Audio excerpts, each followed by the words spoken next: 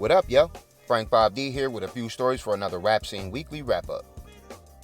More L's in the culture as we lost two individuals that shared their greatness with us over the years. Rapper Hurricane G, real name Gloria Rodriguez, has died at 52 years old from complications of lung cancer. She shared a daughter with legend Eric Sermon and impacted fans in the culture at large with her voice, charisma, and personality. Tributes are going around on social media from her peers in hip-hop as well as fans. She was always live and in color. Rest up Hurricane G. We also lost Tame One, half of the influential underground hip-hop group The Artifacts. He was also part of the collective The Weathermen in the early 2000s. His mother broke the news on Facebook, alluding to heart failure as the possible cause of death, though it's unclear at this time. We just want to give condolences to family, friends, and fans and say thank you and rest in peace to Hurricane G and Tame One.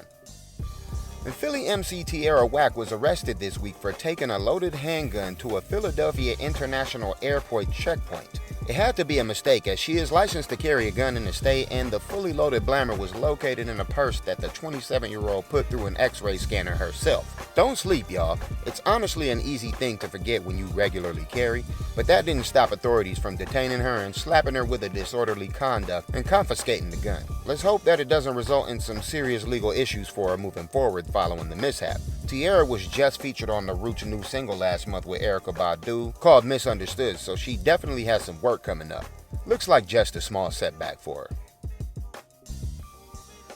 Rico reaches rap once more as your man's Bankroll Freddie is in the hot seat this week, to say the least. The QC rapper has been arrested on more than a few charges that you would expect a rapper to go down for. Guns, crack cocaine, and weed are included in the 61-count indictment that saw the arrest of 34 other defendants. Looks like another one bites the dust as the string of Ricos continues to impact the culture. What was created to take down the real mob continues to be used as a tool against those who were influenced by the folklore of organized crime. That's not paying them bail. If Bankroll Freddie is guilty of the crimes in question, then he must deserve some penance, but let's be real, he's a rapper and they're gonna throw as much as the proverbial book at him as they can. News states that 70 people are listed in the formal legal accusations, so expect your street code on snitching to be broken very soon. Whether anyone tells or not, much luck to Bankroll Freddie as he begins to fight for his freedom following this serious arrest and charges.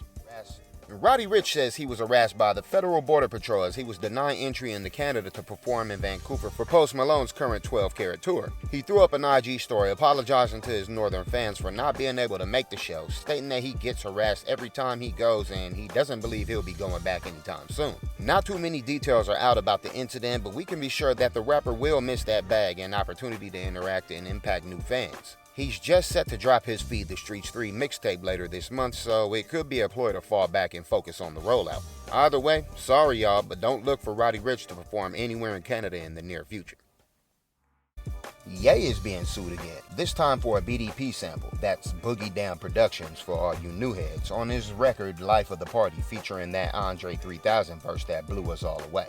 The record in question is South Bronx, and it's important to know that KRS-One is not taking the legal action, but in fact the unnamed official owners of the music. He reportedly reached out to clear the sample but never reached an agreement, and that didn't stop Ye from being Ye, so he apparently went ahead and made the record. If they own it, they own it, and there were caused many legal battles in the past over sampling and what really goes on when creating this hip-hop thing we love. KRS-One is on record saying that his music is free for sampling by anyone when making music, but it seems that this is out of his control. The record is damn near a year old, and it's quite suspicious that this lawsuit gets levied as Ye goes through his public battles. Let's see how it plays out.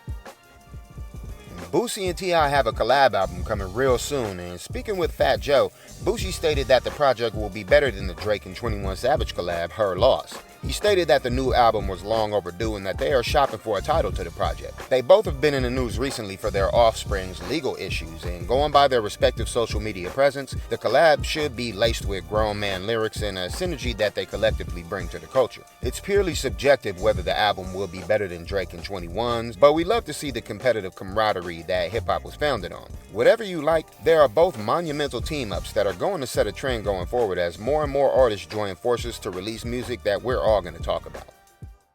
Okay, and sliding into new music, we got singles from Lil TJ with Give You What You Want, Sheek Louch featuring Ghostface Killah with Hibiscus, Fivio Foreign featuring Russian with 1 on 3, Tom the Mailman dropped Worst Friend, Rod Wave gave us Break My Heart, French Montana with Yes I Do, and Cochise dropped Creme Brulee.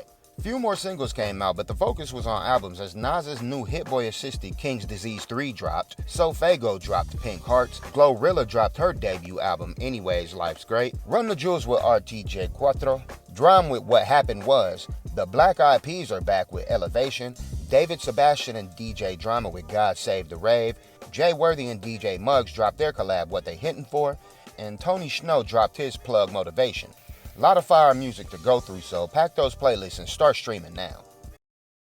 Nicki Minaj is in the news as it seems like she may be releasing an album by the end of the year. The Queen spoke to the City Girls JT in an interview for ID, where she said that she appreciated the love that she received for her smash Super Freaky Girl and the Queen mix, and that it will probably expedite the album. Nicki also stated to JT about the state of female rap that she just wants to hear women rap again, a driving force in her decision to put together the remix. It's a little odd because it always seems like when other female rappers make noise, she gets on some beef shit. The Queen looks to be on something new as she is showing more and more love to female MCs. Most of those who appear on the Super Freaky Girl remix are or were unsigned, so it's dope for her to bless them all with the alley-oop. In fact, she gave love to the one and only Foxy Brown, calling her one of the biggest influences on her career, recognizing how they share Trinidadian heritage and that she still sounds similar to the Brooklyn rapper. Shout out to Fox Boogie and Nicki Minaj as two of the dopest MCs we've ever seen grab a mic. As his restaurant experience Mom Spaghetti continues to impress the hip-hop world, rap god Eminem has been inducted into the Rock and Roll Hall of Fame. His outstanding career was recognized by the organization, being inducted by none other than 2016 inductee and hip-hop mentor, Dr. Dre. Dre spoke in his speech about when fellow 20 Money 2 inductee Interscope Records co-founder Jimmy Iovine informed him that M is in fact white, which blew his mind. He then joined M on stage for a performance that brought out Aerosmith's Steven Tyler to assist his sample on Sing for the Moment. Slim Shady then gave a speech that included the quote, "I'm a high school dropout with a hip-hop education," as well as a list of damn near 100 hip-hop influences on his long and phenomenal career. Congratulations to Eminem. The ceremony will air on November 19th on HBO, but you can check out the speeches everywhere online right now. And turning to Dre, the producer extraordinaire is selling his Malibu mansion for $20 million. He purchased the Pacific Coast Highway property in the year 2000 for $4.5 million and is going to make a hefty bag when it actually sells, no matter what it sells for. Dre infamously went through a public divorce last year, and it looks like it's just time for him to say goodbye to the place. The lavish estate has been featured in more than a few photo shoots over the years, and if you got a quick $20 million, you could move in as soon as you fork that over. The gated estate has 7 rooms flooded with sunlight, 3 levels, a gym, views of the Pacific Ocean, a private balcony that spans the entire property, and even water docking for your little yachty. If you watch this and then decide to invest in the real estate, then please invite the rap scene over for the homewarming. Thanks in advance. We want to RSVP right now.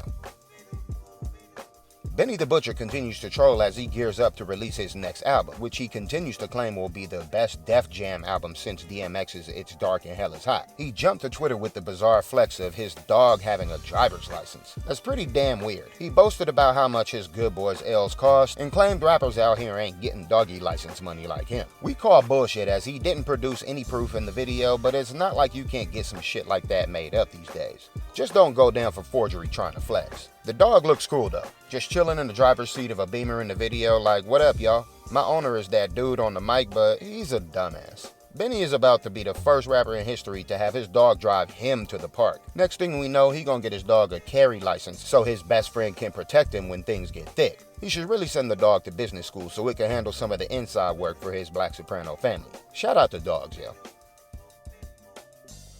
Talking about animals and rappers with pets and whatnot, French Montana just got a camel for his birthday. He turned 38 this week and shared a video at his party saying super producer Swizz Beatz gave him the animal because camels are apparently the perfect companions. It's not clear whether Frenchie will get the camel a driver's license, but we haven't heard of any other rappers owning a camel, so we guess it's a flex. One can only wonder what he plans to name it, or if it already has a name already, or how old it is, etc. A lot of questions come with a camel, yo. The party was held at his apparent Hidden Hills mansion, and his mad equestrian trails over there, so French should take it out for a try here and there and promote some horse and camel coalition. The animal didn't seem to like him too much in the videos, so that may be a bad idea. I would hope that Swizz would include some camel food and a couple camel toys and some camel training classes when gifting someone a damn camel. These people have absolutely nothing to do with their money.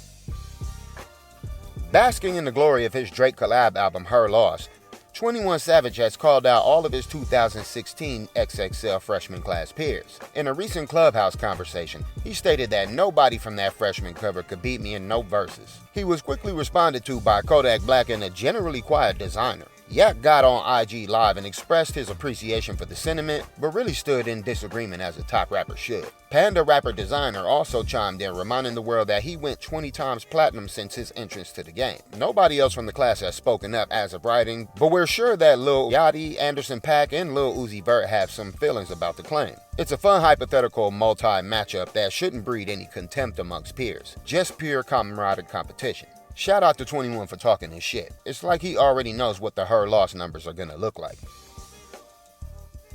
So many rappers, so many birthdays every week. We want to say happy solo return to DJ and producer extraordinaire Eric B, who hit 59. Two queens of the culture, Big Mama Roxanne Shante and Sandra Denton, aka Pepper from Salt-N-Pepa, who both turned 53. Warren G, Scarface, and U-God, who hit 52. JT the Bigger Figure and Tech 9, who turned 51. R.I.P. the Big Pun, who would have done the same. Sheek Luch, who hit 46.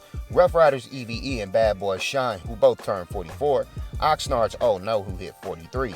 French Montana, who again turned 38, and Haji Beats, who came upon 32. Thank you for your cultural contributions, happy birthday, and shout out to all those we left out. And following the news of him securing the reported $75 million bag for selling his music publishing, Atlanta's Future appears to have legally changed his name from Wilburn to Cash. That's right, forsake his last name for the AKA of the root of all evil. Future knows how to keep his name in the news, and this will just do that even more, as rappers are always talking about money. It's an outlandish move by the certified legend, who's certainly earned the right to do legendary shit, and it just fits in line with his established eclectic persona. All the biggest names in the game change their name nowadays, some even multiple times during their careers, but not many change their surnames, usually opting to go by a single name moniker. Looks like we'll still be calling him Future for the time being. Drake was supposed to perform at the world-famous Apollo Theater in Harlem, but changed plans due to the fact that Takeoff's funeral will be held on the same day in Atlanta at the State Farm Arena. The Toronto rapper postponed the show, as he'll be attending the services alongside the rest of the hip-hop world to pay his respects to Takeoff. Man, rest in peace, Takeoff. Drake's performance has been rescheduled for December 6th, with a second date being added for the 7th because he felt bad for postponing. It was supposed to be a one-night-only event sponsored by SiriusXM, but now it's been extended, and we can't wait to see who else besides 21 Savage pops up with him on stage. The Apollo is well known for classic performances as well as breaking new or up-and-coming acts, so Drake is sure to put on one hell of a show at the iconic venue. Get ready. Big Uncle Snoop Dogg has announced that Universal Pictures is working on a movie about him. The Hughes brothers, who directed Menace to Society and so many other classics, are set to head the project, with Wakanda Forever writer Joe Robert Cole on board for the script. It's said to be the inaugural film for Snoop Dogg's Death Row Pictures. Snoop has had one extraordinary life, and he himself is of course heavily involved with the project, so expect something great from the biopic. From his days on the 2-1 to Wilshire Boulevard at the Death Row building to his compound now in Inglewood, Snoop undoubtedly has too many stories to tell from his time in the game, and it'll be dope to see what's included, what's left out, what's factual, and what's fabricated. East Coast versus West Coast, the No Limit days, coming back to owning Death Row. This joint could be 4 hours easy, so it's definitely going to be an experience just writing it. More news sure to come sooner than later. And also, while talking about Hollywood, this week saw the original Salt-N-Pepa reunite to make history, receiving their own star on the world-renowned Hollywood Walk of Fame. DJ Spinderella joined Salt-N-Pepa, who again celebrated a birthday this week, to receive the honor for their contributions to hip-hop and music in general. With classics like Tramp, I'll Take Your Man, and Push It, the rap scene says they should have gotten it years ago, simply for paving the way for women in hip-hop and making dope music from jump. It's good to see them back together, if only for this honorous occasion, and we look forward to all the flowers that will continue to fall for one of the dopest groups of all time. We would love to see some new music from the influential Salt-N-Pepa, but in the meantime, congratulations and thank you to all 3 legendary members for getting that star on the Hollywood Walk of Fame. And finally, the amazing J. Cole was spotted courtside on the road at a game between his Charlotte Hornets versus the Miami Heat. He was acknowledged on the Jumbotron and seemed to crawl in his skin at the attention from the arena. Cole is known for his love of sports just as much as he's known for his desire to stay out of the limelight, so it was a natural reaction that many can relate to. He gave a bit more emotion when he was gifted one of the Miami Heat's new City Edition jerseys that read Cole with the number 15 on the back. While Cole is definitely a Hornets fan, he was integral in landing Caleb Martin a spot with the Heat, as he was cut from Charlotte and worked out at Cole's gym, eventually leading Cole to reach out to Miami's Caron Butler, landing Martin the workout. It's those little behind-the-scene things that make an artist stand out, and it's dope to make the connection. Shout out to Cole. Thanks for watching, yo. Follow the socials, like and subscribe, rock the bells, check the website. Do something with your life, damn it. I'm Frank 5D for the Rap Scene Weekly Wrap-Up. Positive energy activates, constant elevation.